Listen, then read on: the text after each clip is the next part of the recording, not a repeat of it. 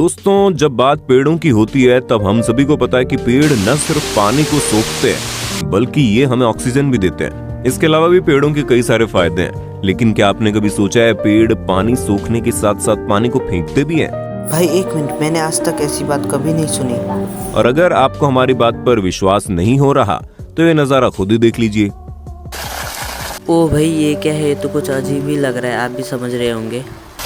Montenegro के डिनोसा नामक शहर में ये शहतूत का पेड़ मौजूद है, जिसे गशिंग वाटर ट्री के नाम से जाना जाता है। और ये पेड़ अभी का नहीं है बल्कि 100-150 साल पुराना है। जहां लगभग 25 साल से भारी बरसात के बाद ये पेड़ पानी फेंकता हुआ दिखाई देता है। डेफिनेटली भाई, ऐसा तो होगा। जब कोई पेड़ 25 सालों तक पानी पी रहा है तो ऑफकोर्स ये बात तो ठीक है कि वो पानी फेंकेगा ही। अब दोस्तों, अगर हम इस फिनोमेना के पीछे का रहस्य की बात करें तो ऐसा तब होता है जब भारी बरसात के चलते भूमिगत पानी का लेवल काफी ज्यादा बढ़ जाता है और इसी वजह से जमीन में और ज्यादा पानी को सोखने की क्षमता नहीं रहती, जिस कारण जमीनी पानी पेड़ की जड़ों से होते हुए खोखले तने में आ जाता है और ऊपर मौजूद क्षेत्र से बाहर की तरफ फव्वारे की तरह निकलने लगता है।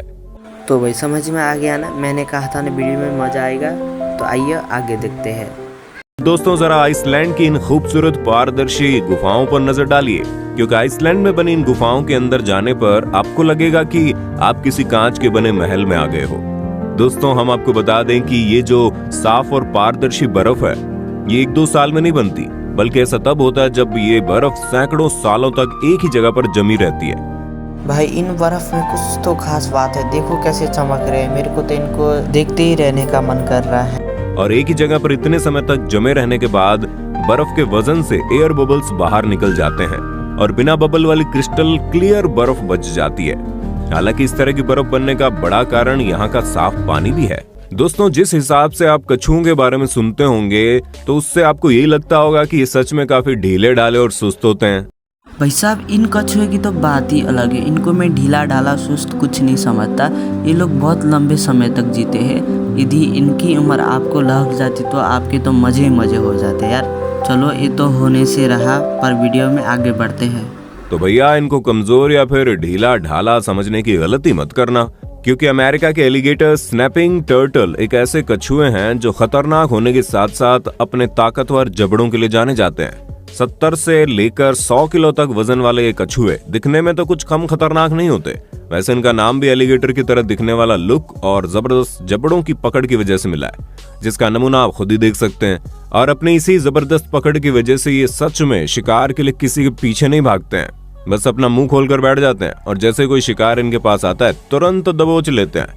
और इनके जबड़े बंद करने की रफ्तार देखकर आप समझ गए होंगे, एक बार अगर कोई जीव इनके चंगुल में फंस गया तो उसका बच के निकलना ना के बराबर। भाई ये कितने खतरनाक दिख रहे हैं भाई।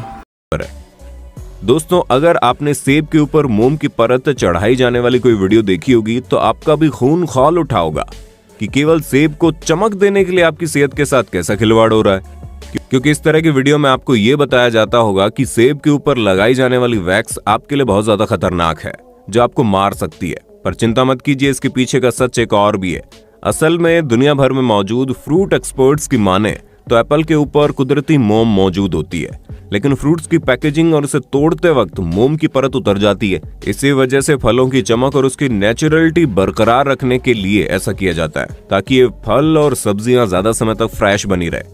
क्या भाई, सेब के ऊपर मोम की परत? मैंने तो आज तक ऐसा कभी नहीं सुना और देखा भी नहीं है। क्या आप लोगों ने देखा है तो नीचे कमेंट कीजिए। दोस्तों, ये कुदरती मोम सब्जियों, खनिजों और फलों वगैरह से ही प्राप्त होती है। हम आपको ये भी बता दें कि भारत में फलों के ऊपर इस्तेमाल की जाने वाली मोम खजूर के पत्तों से मिलने वाली मोम कार्न्यूबा वैक्स होती है, जिसका आपके शरीर पर कोई नुकसान नहीं होता, इसलिए घबराने वाली कोई बात नहीं है। दोस्तों, आप लोगों ने कई तरह के पक्षियों के घोंसले देखे होंगे, लेकिन अब हम आपको जिस घोंसले के दर्शन करवाने जा रहे हैं वो कोई साधारण घोंसला नहीं है, बल्कि ये घोंसला इतना ज्यादा बड़ा है कि इसके अंदर। क्या भाई, इतना बड़ा घोंसला मैंने जिंदगी भर आज तक नहीं देखा। वैसे इतना बड़ा घोंसला इंसानों को बनाने में भी बहुत समय लग जाएगा। इन चिड़ियाओं को कितना समय लगता होगा? 3-4 इंसान आराम से फिट हो सकते हैं।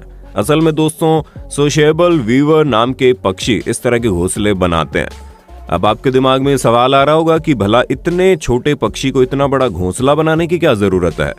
तो हम आपको बता दें, मुख्यतः साउथ अफ्रीका के कालाहारी रेगिस्तान में रहने वाले पक्षी अपने घोंसलों को इतना बड़ा इसलिए बनाते हैं क्योंकि इनके इस इलाके में सर्दियों के समय जबरदस्त ठंड और गर्मियों के समय झुलसा देने वाली गर्मी पड़ती है, और इन्हीं से बचने के लिए ये पक्षी इतना बड़ा घोंसला बनाते हैं जहां पर एक पक्षी नहीं बल्कि इनका पूरा समूह मिलकर रहता है। अब आप साफ साफ देख सकते हैं कि इस बड़े से घोंसले के अंदर छोटे छोटे छेद हैं जो हर पक्षी का अलग अलग रूम है, जहां बचा हुआ एक्स्ट्रा घोंसला इन पक्षियों के रहने वाले छेद को ठंडा या गर्म रखने में मदद करता है।